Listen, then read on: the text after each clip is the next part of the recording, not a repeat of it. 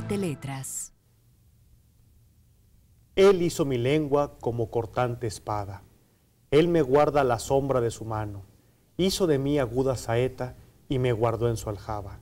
Yo te formé y te puse por alianza de mi pueblo, para restablecer la tierra y repartir las heredades devastadas. Isaías.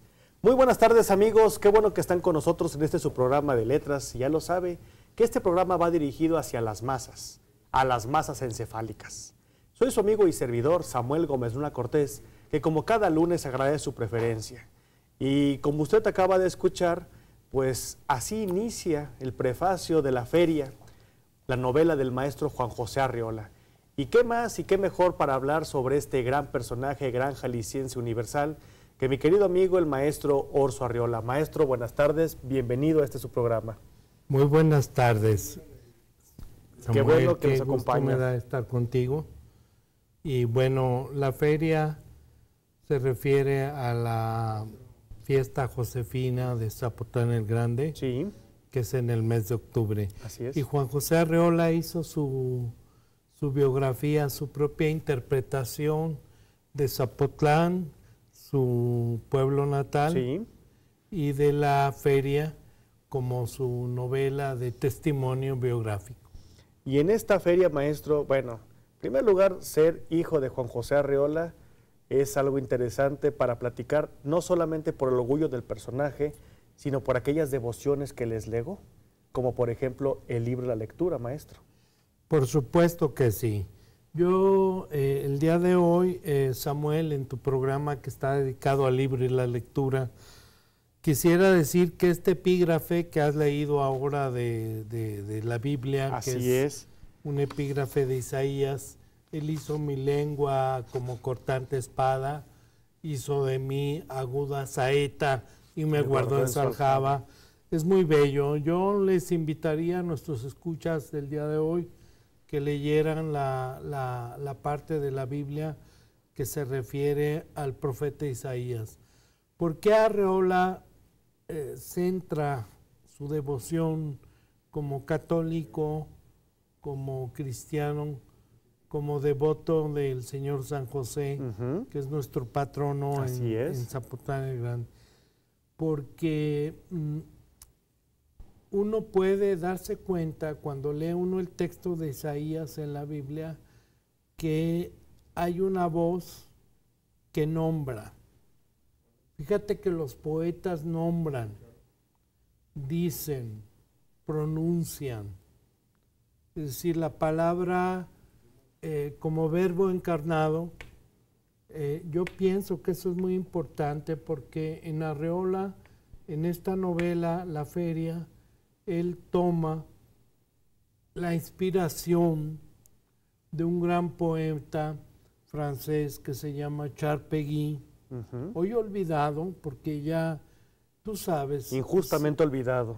Claro, tú sabes, Samuel, que hay muchas cosas que ahora ya la gente no lee o no ve o no escucha o no oye, ¿no? Pero no es mi culpa, ni es la culpa de quién quieres que te diga, de Dante Alighieri, de la Divina Comedia, de Cervantes, de los grandes maestros, ¿no? Porque Arreola también está en esa línea de la gran literatura, de las obras maestras. Como decían los alemanes, masterpiece, hacer una obra maestra de un texto, de un libro, ¿no? Sí. Y La Feria, esta novela tan sencilla, de un lenguaje coloquial, transparente, es una masterpiece, es una obra maestra de la literatura mexicana del siglo XX. El capolavoro italiano. Ya estamos en el siglo XXI, pero bueno. Todavía alcanzó. Todavía te toca algo, muy bien. Oiga, maestro, cuando hablamos del maestro Juan José Arreola, indudablemente pensamos en este maravilloso hacedor de filigrana, con textos muchas veces cortos, pero perfectos, o con una calidez sumamente extraordinaria. De la obra del maestro Arreola podemos citar Confabulario, Bestiario, Varia Invención, Palíndroma y La Feria. Pero también existe un libro, maestro, que usted es el artífice de él, el que le tocó ser el amanuense del maestro Arreola. Por supuesto que sí. Qué gusto me da, Samuel, que me des la posibilidad de comentar con el auditorio que más allá de una relación filial, Sí. como hijo de Juan José Arreola, yo tengo esa devoción no solo por Arreola, sino por Juan Rulfo, a quien yo traté y quise mucho. Sí. Fue mi padrino de boda, imagínate. La cercanía que tenían. Rulfo. Entonces, yo traté a Octavio Paz. Otro día podemos hablar largo de Octavio Paz, de su vida, de su obra, de su persona. Sí. Él me estimó, yo lo estimé y lo quise mucho. Como hijo de Juan José Arreola, tuve la fortuna de estar cerca de grandes escritores de México. No menciono otros porque sería una lista interminable. Sin duda alguna. Vicente Leñero, Fernando del Paso, José Emilio Pacheco. Periodistas. Con Pacheco yo jugaba a los soldaditos en mi casa. Ah, sí. Cuando él iba, que mi padre le... Fíjate que ahora me doy cuenta con cierta tristeza de que a José Emilio Pacheco no se le reconoce realmente como un hombre público. Es poco lo que se sabe, como Pacheco poeta, como cuentista. Sí. Entonces yo recuerdo que José Emilio llegaba a mi casa y mientras mi padre lo recibía en su pequeño y modesto estudio, yo jugaba con él a los soldaditos. Ah, mire. Yo tenía unos soldaditos de metal y de aquellos que había. Y, José Emilio murió joven, la verdad que sí se fue anticipadamente. José Emilio Pacheco es nada más 10, 15 años mayor que yo, lo cual me parece un muy problema injusto, de juventud. Sí, definitivamente, maestro. Sí, en ese tono yo traté a mucha gente. Al más grande poeta que yo quise, aparte de Octavio Paz, fue Carlos Pellicer. Sí. Y desde luego Juan Rulfo, muy querido para mí, lo llevo en mi corazón. Usted hace mención de todo eso en su libro, Juan José Arreola, El último juglar. Por supuesto. Y donde usted habla sobre estas relaciones con el maestro. ¿Es cierto que eran tertulias en el cual el vino tinto, la música y declamar o recordar aquellos textos que decía el maestro en una alusión a Jorge Luis Borges, que la memoria siempre tiende a mejorar las cosas? ¿Esto era cierto, maestro? Claro que sí. Eso que dice Samuel te lo voy a decir textualmente. En una conversación de Juan José Arreola con Jorge Luis Borges, le dice Arreola a Borges: arrasando y quemando, entraron los unos en la biblioteca monástica. Esa frase que es arrasadora, Borges le dijo: no, Arreola, yo no la dije así. Fíjate bien el ritmo de la frase. Arrasando y quemando, entraron los unos, los soldados bárbaros que tomaron Roma, en la biblioteca monástica. Sobre todo recordar la toma de la biblioteca de Alejandría, ¿te acuerdas?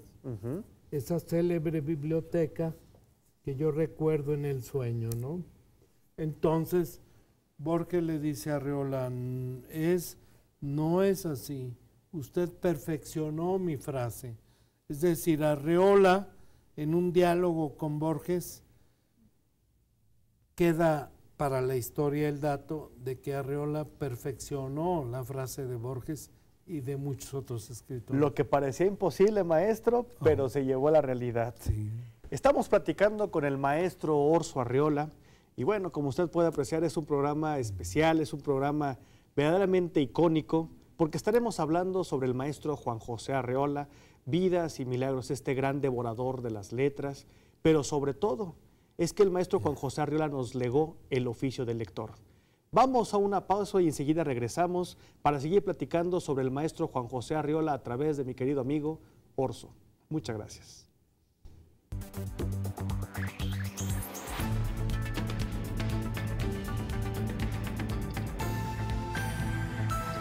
C7 Letras.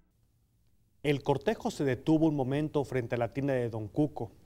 Alguien pidió que lo relevaran. A ver, aquí hace falta un chaparrito. Don Fidencio se adelantó casi corriendo. Con su permiso. Los que llevan el ataúd son de baja estatura, pero del lado del sustituto la caja se inclinó un poco más. Don Fidencio se imaginó la cabeza del licenciado allí tan cerca de la suya y le dieron ganas de hablarle al oído. Lástima que ya estuviera muerto. Licenciado, la letra de cambio, ¿de veras se le perdió? Si la letra no aparece, ¿qué será bueno hacer? ¿Se lo digo a su hermano o me quedo callado? Fragmento de la feria del maestro Juan José Arreola. Oiga, maestro, sabemos que en la literatura de Jalisco, por cierto rica o riquísima, como pocas, siempre se manejaba de una santísima trinidad literaria, que era Rulfo, Yáñez y el maestro Juan José Arreola. ¿Qué nos puede hablar de estos otros personajes icónicos de nuestro Jalisco? Bueno, hay que decir que Agustín Yáñez Delgadillo era un hombre de Yagualica. Sí. Es un personaje muy importante para la literatura mexicana, a grado tal que puedo afirmar que sin la obra de Agustín Yáñez, Al filo del agua, no entenderíamos o no habría en la continuidad.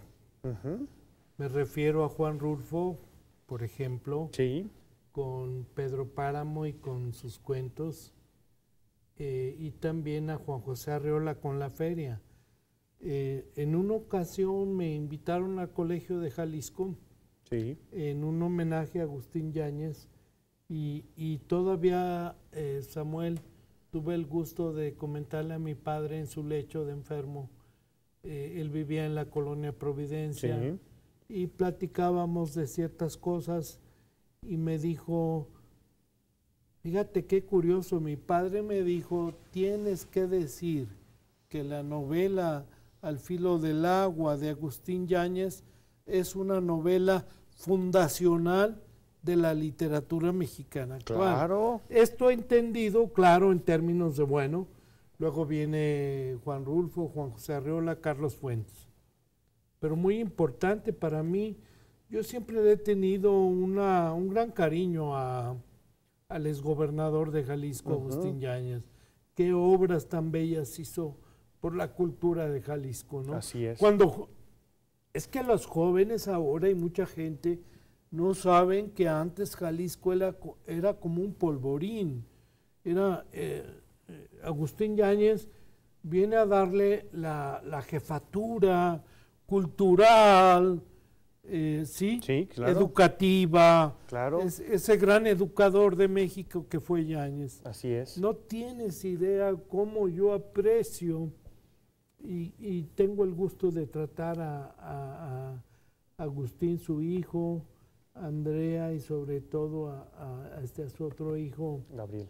a Gabriel, que Gabriel es el que toca las campanas en la novela de Al filo del agua. Así es. Es decir, México, la literatura mexicana,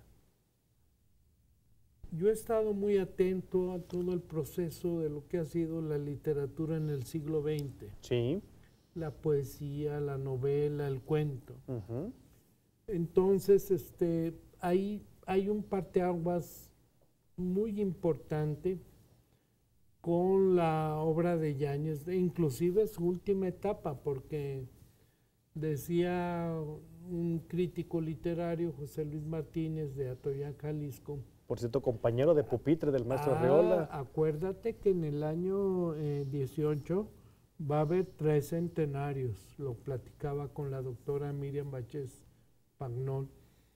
Le dije, bueno, está Juan José Arreola del 21 de septiembre, pero está José Luis Martínez, que era de la generación del 18. Juan Rulfo, perdón, Juan Rulfo era de 1917. Sí. según el acta de nacimiento.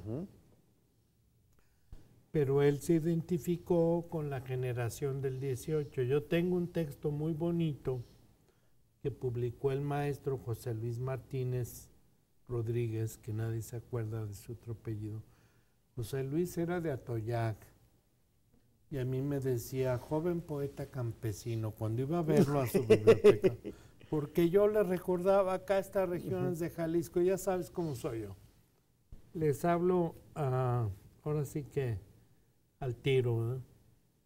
Joven poeta y campesino, ¿cómo te digo? Muy bien, maestro. Platiqué con él en su biblioteca en la José Luisa. Sí. Por eso la librería del Fondo de Cultura Económica Lleva ese nombre. Pues, lleva ese nombre. Total, que José Luis Martínez Rodríguez, Juan José Arriola Zúñiga y Juan Vizcaíno Pérez Rulfo, que es del 17. Juan Nepomuceno Carlos Pérez Rulfo Vizcaíno. Ellos se identificaban mucho. Sí. Ay, con Ali Chumacero. También, ya claro. me acordé. El buen Ali con quien algunas veces departimos él y yo solos poesías y un buen vino. De veras, eso me da gusto decirlo. Fíjate que otro gran amigo escritor que me gustaría que un día habláramos es Andrés Enestrosa. Claro. El viejo maestro Enestrosa fue secretario de Vasconcelos. Tú sabes que a Enestrosa lo conoció Vasconcelos y Antonieta Rivas Así Mercado cuando iban de gira por Oaxaca. Enestrosa era un muchacho zapoteca, un indígena, que tendría, según mi memoria, unos 14 años. Entonces el maestro, con aquella humanidad que tenía, y sobre todo Antonieta, se lo llevan a México, lo recogen y lo toman como hijo adoptivo. Esa es otra historia que otro día te voy a contar. Antonieta lo tiene en su casa, porque claro. el gran maestro mexicano oaxaqueño, escritor, periodista, historiador, un gran personaje, Sí. que es Andrés Enestrosa, mi amigo. Compartimos mucho él y yo, ¿Sí? como estoy compartiendo contigo. Muchas gracias, maestro. Pero la próxima me vas a tener que atequilar la plática. Así le decía a mi papá, un buen amigo, atequíleme la plática. Pues claro, ¿cómo si no así pues, en seco, cómo? ¿Nos vamos a ir así de banda? No. Pues no, maestro, no es posible. Oiga, maestro, ¿y existía rivalidad literaria entre el maestro Arriola y Juan Rulfo? No, nunca. O sea, ¿siempre fueron cuates? Sí, de hecho, 1942 se conocen aquí en Guadalajara. Juan Rulfo en aquel tiempo era un modesto empleado de gobernación porque trabajó ahí. Aquí le habían dado un empleo que él tenía que... Fíjate qué bonita historia te voy a contar. Yo sé demasiadas cosas. Tengo 66 años de edad y pienso vivir el doble. Así. Me parece justo. Entonces Juan Rulfo me contó mi padre cuando se conocen aquí en la calle de Maestranza, en el centro de Guadalajara. Juan Rulfo tenía la responsabilidad, fíjate Samuel, qué hermoso te voy a decir, de contar cuántos extranjeros había en Guadalajara. Acuérdense que en el año de la guerra, de la Segunda Guerra Mundial, 41, 42, había una preocupación real y entendible de que había ciertos extranjeros que había que tener bajo custodia, control al menos. Entonces Rulfo llevaba esa custodia. Este dato que te doy nadie lo sabe, pero ¿sí? Yo sé muchas cosas, mi querido Samuel. ¿Cómo ves? Entonces Rulfo llevaba esa asistencia de los extranjeros en Guadalajara, que según mi memoria tenían que ir cada semana a firmar su estancia aquí. Claro, después ya empieza a llegar más migrantes de Europa por la Segunda Guerra Mundial. Sí. Y sobre todo alemanes que venían ya, bueno, yo soy un hombre ahora que entiende todo a mi edad. Yo soy más abierto. Eran alemanes que, por ejemplo, un soldado que se fugaba, no sé, era un soldado que se venía a América en busca de hacer una nueva vida, ¿no? Hay que recordar, por cierto, que México, con la conquista española, yo leí un libro muy bello sobre las mujeres de los conquistadores. México es conquistado, ojalá y todos los hombres hubieran sido como Fray Juan de Padilla en el caso de Zapotlán, como en Michoacán, como otros evangelistas que llegaron realmente a evangelizar y a propagar la fe. Pero se nos olvida que junto a esos hombres egregios también venían militares y venían hombres de negocios, ¿no?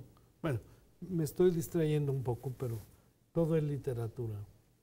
En el caso de que nos ocupa en la Feria de Arreola, en otros textos de Juan Rulfo, siempre subsiste esa presencia que yo diría legendaria, ¿no? De la historia de Jalisco, de Fray Juan de Padilla, de todos estos personajes, Fray Antonio Tello. Así es. En el caso de Michoacán, del gran personaje, y, en fin, hay demasiadas referencias. Maestro, vamos a ir a una pausa, pero ahorita regresamos para que nos siga platicando sobre esta amistad entre Rulfo y Juan José Arreola.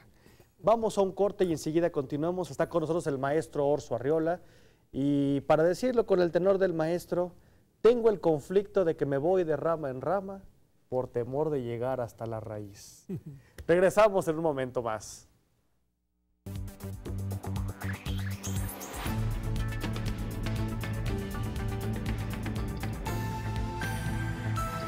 C7 Letras. Con daga le puedo errar al jijazo, por algo son pandas.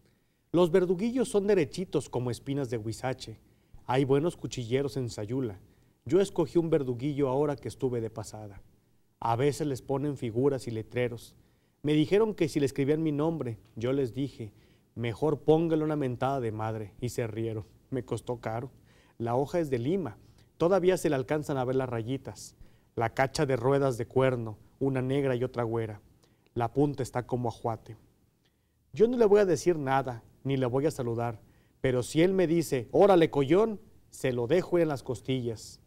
Así me decían antes cuando éramos becerreros, y así me mandaban decir con los que vienen a San Gabriel.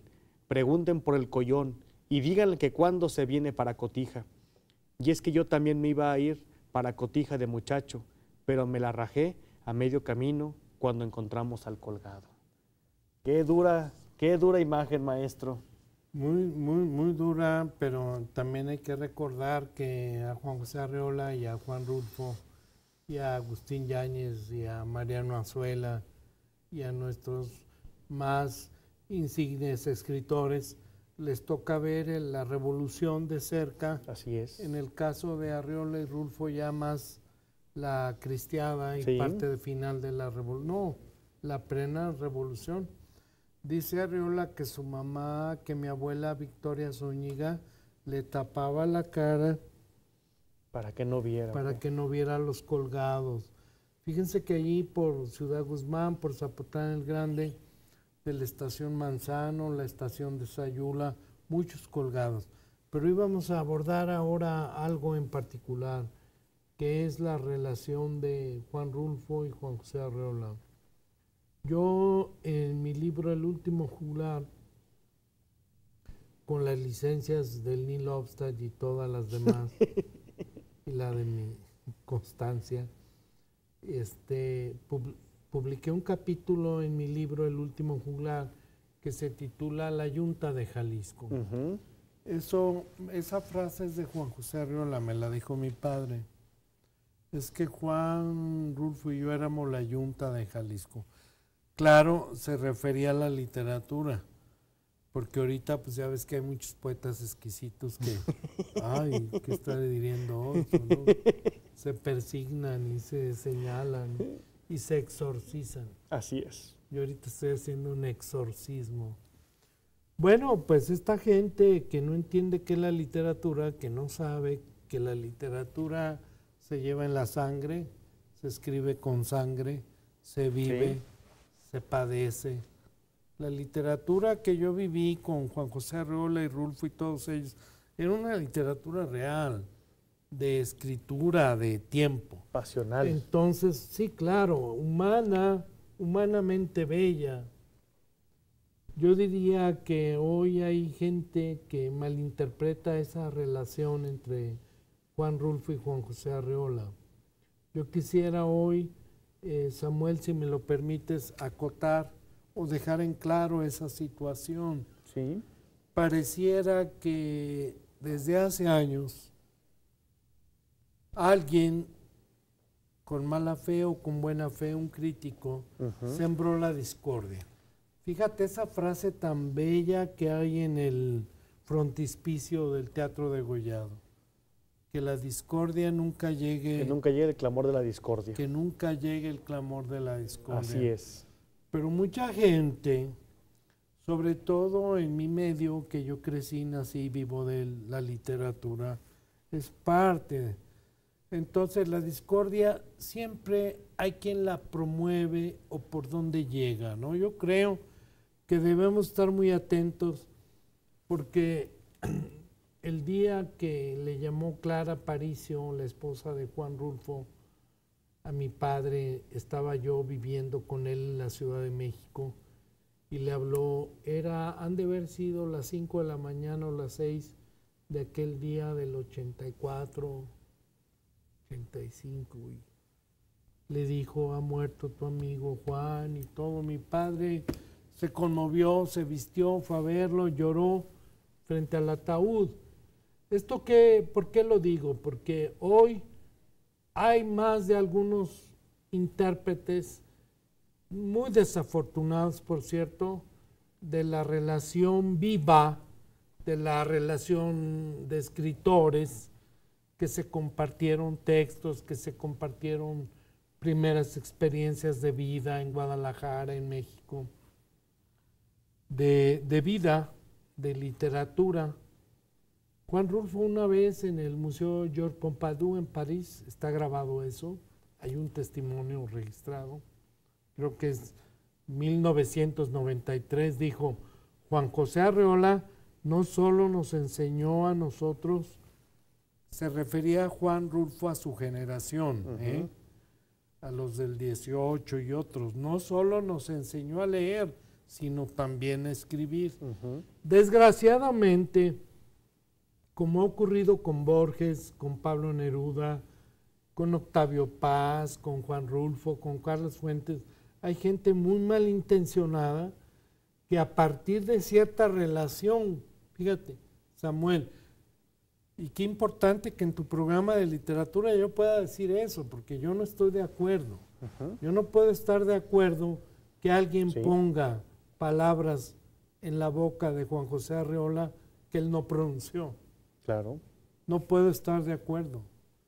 Me niego rotundamente. Entonces, hay personas que viven de eso. Quizá procuren la fama, yo diría, extraliteraria, de querer ser o figurar a través de un gran escritor.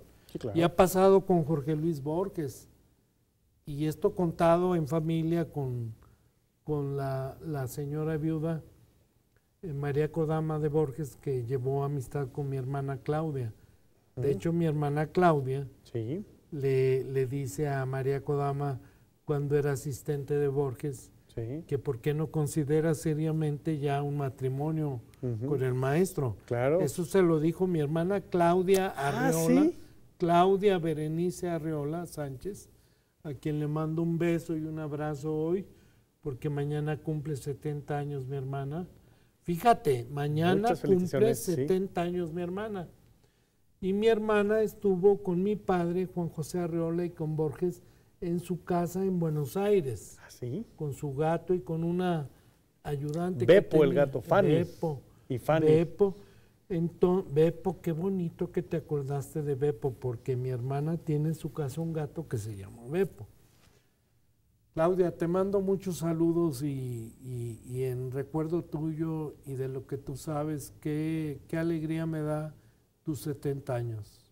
de mi hermana. ¿Cómo no, maestro? Muchas Y felicitaciones. además que ella, y lo dejo Sí. aquí para que se registre en tu programa, fue Claudia Ujú. la que le dijo a María Kodama, ya asume al maestro Jorge Luis Borges, que pertenece, ya no que sea su secretaria, no, ya, y vino el matrimonio. Miren nomás. Claudia Berenice Arriola Sánchez, hija de Juan José Arriola, fue Así es. como, antes decíamos, en los judíos, en la tradición judía, se dice hacer el bazar, Ajá. cuando haces un buen matrimonio y Ajá. presentas a la pareja, al novio y a la novia. Ay, ay. Y para nosotros hacer esto fue una casamentera, mi hermana, Sin una duda alguna. Celestina. Sin duda alguna, maestro. Gracias. Oiga, maestro, en este mundo literario también sabemos, por ejemplo, que llevó amistad el maestro Arriola con Pablo Neruda. Sí, se conocieron. Bueno, hubo un encuentro precioso. ¿Hay tiempo ahora? ¿Puedo hablar de eso? Sí, maestro. Bueno, Dijo el a poeta mí me paga Plasencia. por hablar. Bueno, Pablo Neruda llega en 1942 a Zapotlán el Grande, Jalisco. Sí. ¿Por qué llega Pablo Neruda? A mí me divierte mucho las interpretaciones que escucho, ¿no? Ujú. O sea, fuera de mi familia, yo de Octavio Paz y de Rulfo y de otros te puedo platicar de cosas familiares y personales como si fueran mías, ¿no? Claro. Cuando escucho ciertas tonterías que dicen otras personas, ajenas al tiempo, a la vida, a la familia, es molesto, ¿eh? Ujú. Créeme que es muy molesto. Sin duda alguna, maestro. Se siente uno no solo afectado, sino agredido por los bárbaros, diría el gran poeta griego Constantino Cavafis. Cavafis. Tiene un gran poema que dice, siguen llegando los bárbaros. Yo me quedo con Volvamos a Ítaca las naves, maestro. Ah, Ítaca, no, es un gran, precioso poema. ¿Vieras cómo me gusta volver a Ítaca? Entonces, esa situación que he vivido yo como hijo de Juan José Arriola, Ujú. que alguien venga a alterarla o a decir una tontería o un disparate, ¿vieras cómo jode eso Claro, molesta. cuando es de mala fe? Sí. ¿Por qué? Porque todos los que han querido a Juan José Arriola, de veras, ¿cómo lo han querido? Yo estoy muy contento. Por eso Bueno, estamos con la idea de la rotonda. eso le iba a decir, tanto lo hemos querido, que va para la Qué rotonda. barbaridad, qué alegría tan grande, ¿eh? Yo en verdad pienso que es difícil sobrellevar ese apellido que me nombra y renombra, Arriola. Pero está bien, lo llevo de la mejor manera posible. Eso es todo, maestro. Maestro, vamos a ir a nuestra última pausa y enseguida regresamos en esta parte final que ya lo ve en este programa. No solamente se pone interesante, sino intenso y sobre todo con las letras corriendo a flor de piel. Enseguida regresamos, quédese con nosotros que aún falta la mejor parte.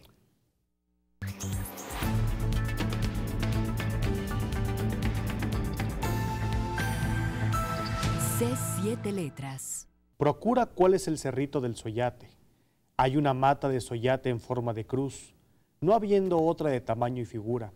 Puesto en la cruz para donde sale el sol, se cuenta como 100 pasos más o menos.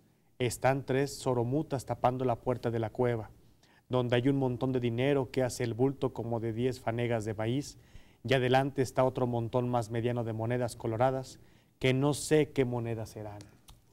Qué bonito. Ahí está, maestro, la Mira, feria. Mira, la novela La Feria de Juan José Arriola, esto que acabas de leer es lo que llamamos una relación de un tesoro. Sí, Antiguamente, sobre todo en el siglo XIX, alguien que enterraba un tesoro dejaba una relación, una carta, un mapa. diciendo el equivalente. ¿No? Sí, Que está un árbol, que es un sauce, que está un río cerca, que hay tal piedra. En realidad son relaciones de tesoros. Hay que pensar que Juan José Arriola en La Feria hace un repertorio de estilos literarios. si vemos, Un canto polifónico. es una polifonía de voces. Ciertamente, Samuel, mira, ¿cómo empieza o cómo inicia la novela? Dice, somos más o menos 30,000. Unos dicen que más, otros que menos. Entonces, ahí Arreola se plantea el hipertexto. Sí.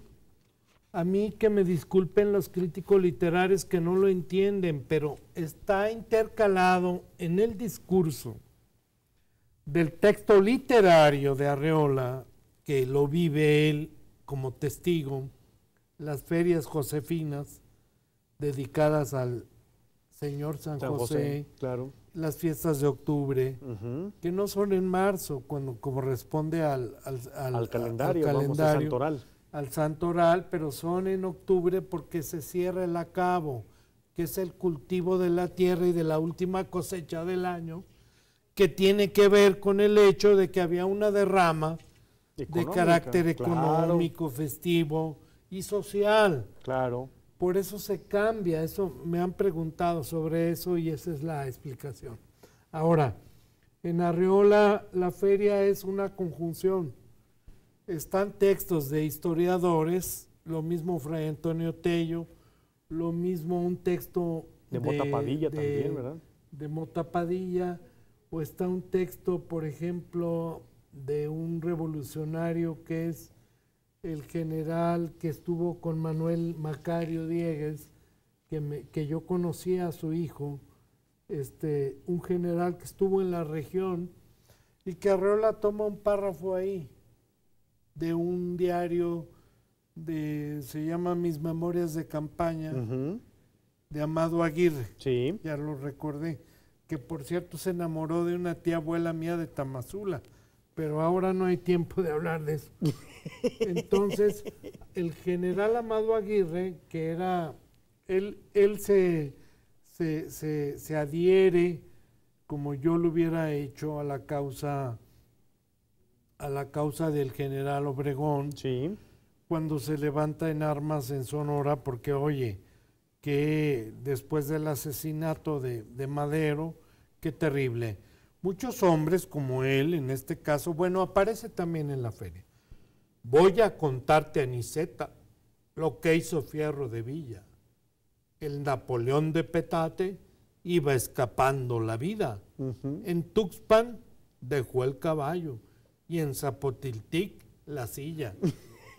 Eso tiene que ver con la historia de Jalisco, por supuesto, pero maestro, enormemente. Es cuando Villa ya por segunda vez deja Guadalajara y nombra a su mano derecha al lugarteniente Fierro, así es, que lo dejó en ridículo porque pierde casi la batalla de Sayula. Sí. Esa batalla de Sayula yo la he estudiado mucho, hasta geográficamente. Un día vamos a ir a subirnos a los cerros, ahí todo. Te voy a explicar cómo entraba la caballería de Villa. Tuvo muchas bajas. Cuando llega Villa a Guadalajara dice, otra victoria como esta, y nos quedamos y se acaba la división del norte, sí, claro. Que está aquí en la novela también. Entonces la feria recoge toda la tradición oral, recoge pasajes y todo, y es algo que además es la interpretación de la propia vida de mi padre, que con todo derecho hace el hipertexto. Por eso de las relaciones de un tesoro, de los cronistas antiguos.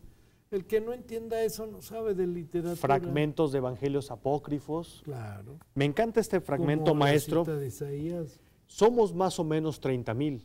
Unos dicen que más, otros que menos. Somos 30,000 desde siempre, desde que Fray Juan de Padilla vino a enseñarnos el catecismo, cuando don Alonso de Ábalos dejó temblando estas tierras. Fray Juan era buena gente y andaba de aquí para allá, vestido de franciscano, con la ropa hecha garras, levantando cruces y capillitas. Vio que nos gustaba mucho danzar y cantar, y mandó traer a Juan Montes para que nos enseñara la música. Nos quiso mucho en nosotros los de Tlayolan, pero le fue mal y dizque lo mataron. Dicen que aquí, dicen que allá. Si fue en Tuxpan, lo hicieron Coachala. Si fue aquí, nos lo comimos en pozole. Mentiras, lo mataron en Cíbola a flechazos. Sea por Dios. Antes la tierra era de nosotros los naturales. ahora es de las gentes de razón. La cosa viene de lejos, desde que los de la Santa Inquisición se llevaron de aquí a don Francisco de Sayavedra, porque puso su iglesia aparte en la cofradía del Rosario y dijo que no les quitaran la tierra a los tlayacanques. Unos dicen que lo quemaron, otros que nomás lo vistieron de Judas y le dieron azotes. Sea por Dios. Lo cierto es que la tierra ya no es de nosotros, y allá cada y cuando nos acordamos, sacamos los papeles antiguos y seguimos dale y dale. Señor oidor, señor gobernador del estado, señor obispo, señor capitán general, señor virrey de la Nueva España, señor presidente de la República, soy Juan Tepano, el más viejo de los tlayacanques, para servir a usted. Nos lo quitaron todo. Esa es una frase muy bella que sintetiza el drama de México. Sí, maestro. El drama agrario y rural. Soy Juan Tepano, primera vara, nos lo quitaron todo. Ciertamente en Chiapas, en Yucatán, en Sonora, en todo el país, hubo este despojo de tierras de los indígenas, Sí. que es el centro de gravitación de la feria, la novela de Juan José Arreola. Así es. Gravita en el despojo que le hacen. Por un lado, desgraciadamente, son los caciques, los terratenientes, a veces la propia iglesia, porque no interpretaron a cabalidad las leyes de Juárez, las leyes de la Reforma. Te pongo, por ejemplo, muy brevemente, en Zapotlán había capillas de indios porque los indios de sus tierras cedían a las capillas, que de hecho, fíjense, son el origen de los barrios antiguos de mi pueblo, de Zapotlán. Así es. Yo nací en Zapotlán, entonces las capillas eran originalmente tierras indígenas. Cuando vienen las leyes de reforma, se las quitan a los indígenas porque creyeron que eran del clero. Y en Zapotlán se inicia la mayor denuncia que está en la novela, es contra un personaje, voy a decir su nombre, de no ilustre memoria, Mauro Velasco.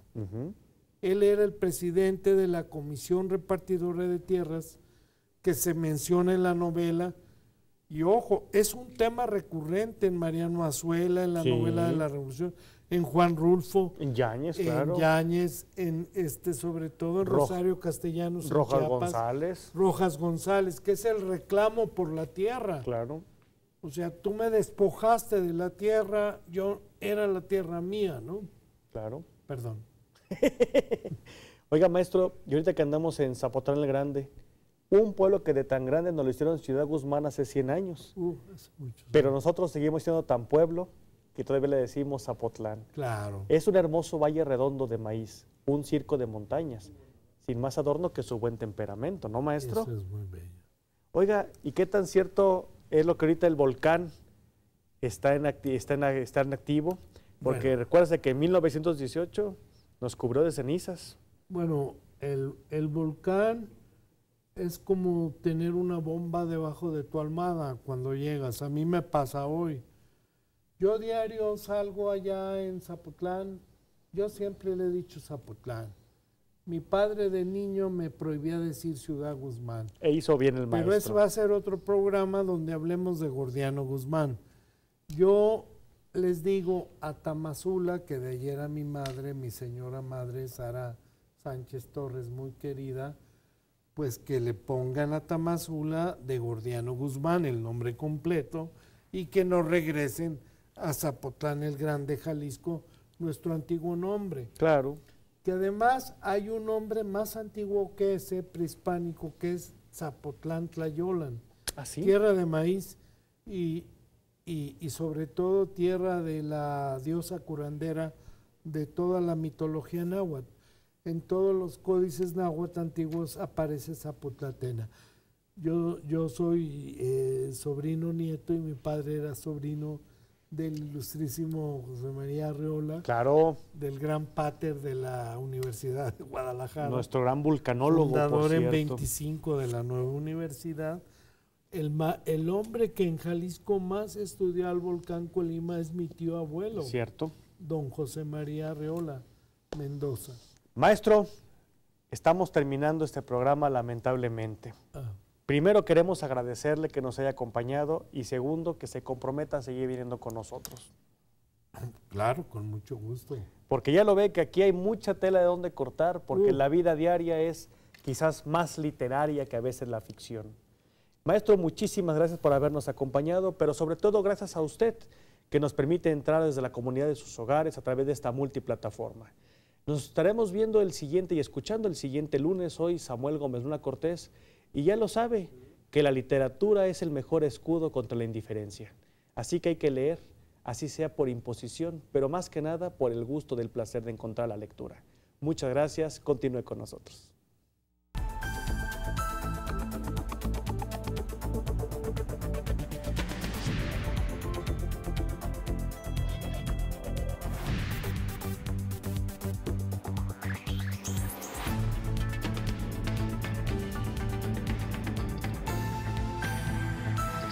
C7 Letras.